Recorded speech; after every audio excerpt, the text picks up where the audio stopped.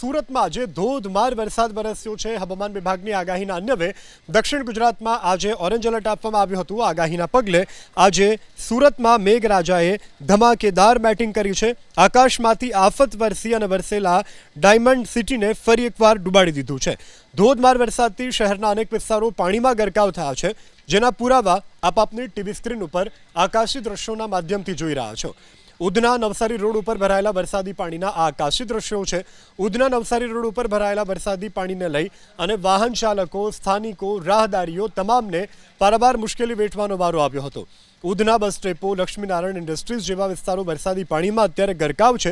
બેસ્તાન વિસ્તાર તો જાણે બેટમાં ફેરવાયો હોય તેવા દ્રશ્યો એબીપી અસ્મિતાના કેમેરામાં કેદ થયા છે।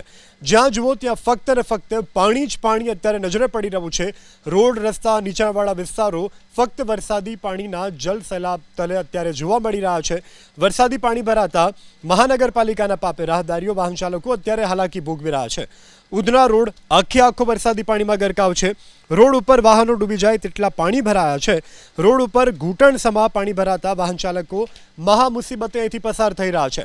ઉધના ફૂટ ઓવરબ્રિજ પાસે પણ વરસાદી પાણી ભરાયા, જેને કારણે સ્થાનિકોને હાલાકી વેઠવાનો વારો આવ્યો છે।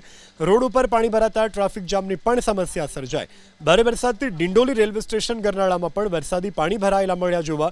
રેલવે ગરનાળામાં વરસાદી પાણી ભરાતા વાહન વ્યવહાર ઠપ થયો છે। કેટલાક મોટા વાહનો જીવના જોખમે અહીંથી ગરનાળામાં પસાર થતા પણ જોવા મળ્યા હતા।